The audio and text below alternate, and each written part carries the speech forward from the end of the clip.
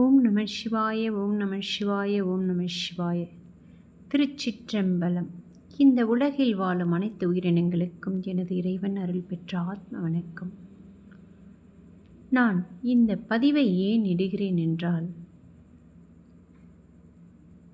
நான் ஒரு சில மாதங்களுக்கு முன்பு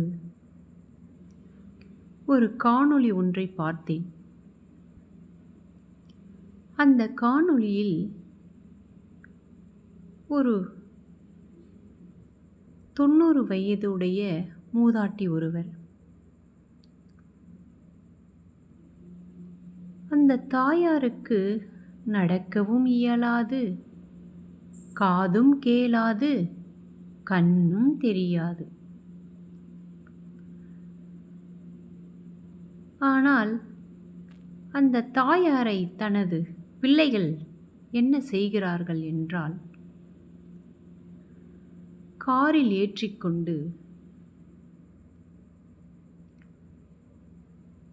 திருவண்ணாமலை எனது அப்பன் ஈசன் பாதத்தில் கொண்டு போய் நள்ளிரவில் விடுகிறார்கள். அந்த தாயாரை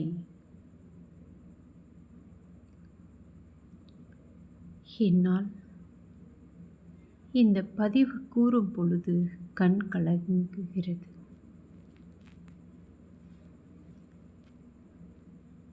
அந்த தாயாரின் மனநிலையை யாருமே உணர முற்படவில்லை.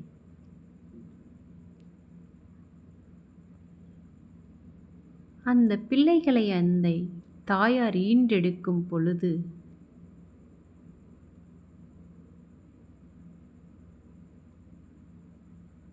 அந்த குழந்தைகளாகவே இருக்கும் பொழுது அந்த தாயார் நினைத்திருந்தால் ஏதோ ஒரு இடத்தில் கொண்டு போய் விட்டிருக்கலாம்.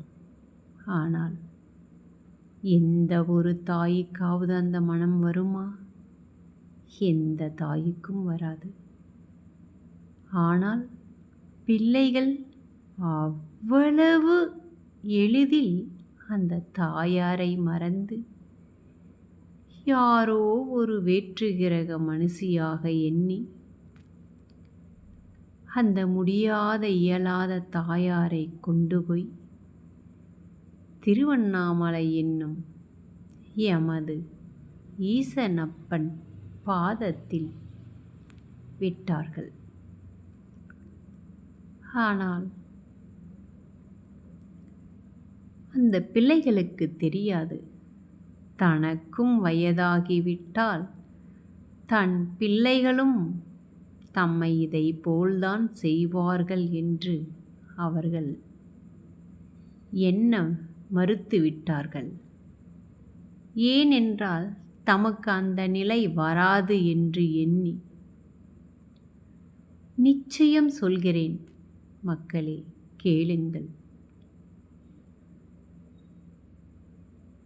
இன்று ஒரு பொருள் உன்னுடையதென்றால் நாளை அது இன்னொருவருக்கு சொந்தமுடையது. இன்றுதானே பகவத்கீதை கூறுகிறது. அதுதானே உண்மையும் கூட.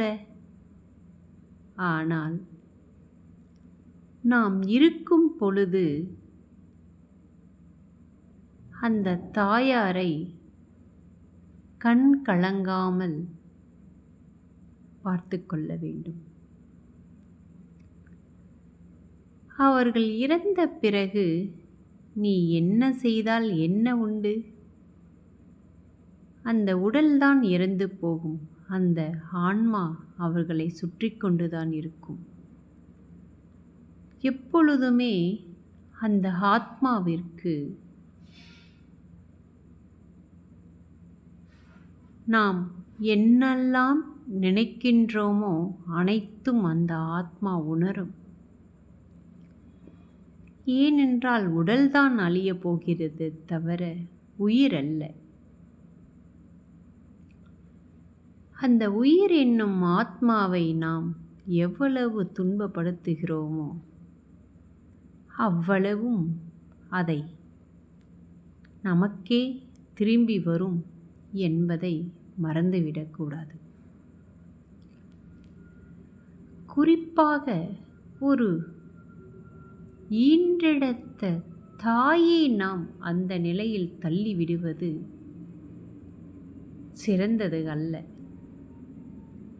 இந்த காணொளி யார் கண்ணில் எல்லாம் படுகின்றதோ எனக்கு தெரியாது. இதை யார் முழுமையாக கேட்கின்றார்கள் என்று கூட எனக்கு தெரியாது. எனது அப்பன் ஈசன் ஒருவனுக்கே இதன் வெளிச்சம்.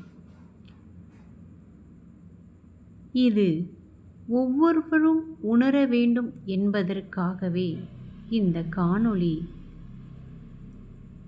இந்த ஜாமத்தில் இறைவன் என்னை கூறச் சொல்லி தட்டி எழுப்பியிருக்கிறார். அவ்வளவுதான். இதுதான் உண்மையும் கூட.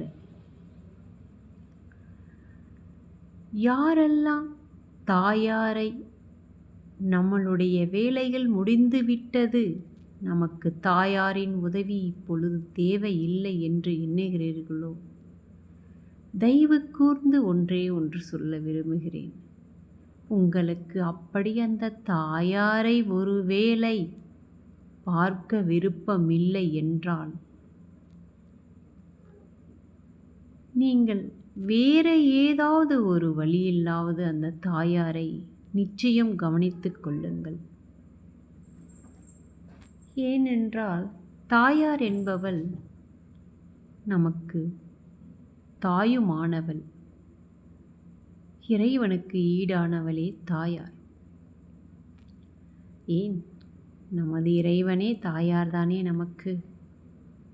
உடல் கொடுத்தவள் தாயார், உயிர் கொடுத்தவர் இறைவன். அவ்வளவுதான். அந்த உடல் கொடுத்த தாயாரை நாம் ஒருபோதும் மறக்கக்கூடாது. முடிந்த வரையிலும் அந்த தாயாருக்கு உங்களால் முடிந்தால் நீங்கள் செய்யுங்கள். இல்லையேன் ஏதோ ஒரு ஆளை வைத்தாவது கூட அந்த தாயாருக்கு நீங்கள் உதவி செய்யுங்கள். அந்த தாயின் மனம் குளுமை அடையும் பொழுதுதான் உங்களின் வாழ்க்கை சிறக்கும். உங்களின் பிள்ளைகளின் வாழ்க்கையும் சிறக்கும். ஏனென்றால் ஒரு மரம் இருக்கிறது என்றால் அந்த மரத்தின் வேர்களுக்கு நீர் விட்டால்தான்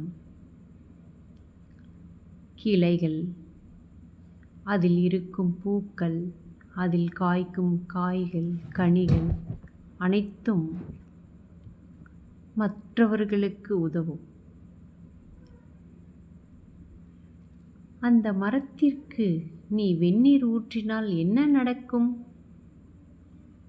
அதன்படிதான் தாயாரின் எண்ணத்திற்கு நீ எப்பொழுதும் நீரை பாய்ச்ச வேண்டுமே தவிர வெந்நீரை ஊற்றக்கூடாது. ஓம் நம சிவாய.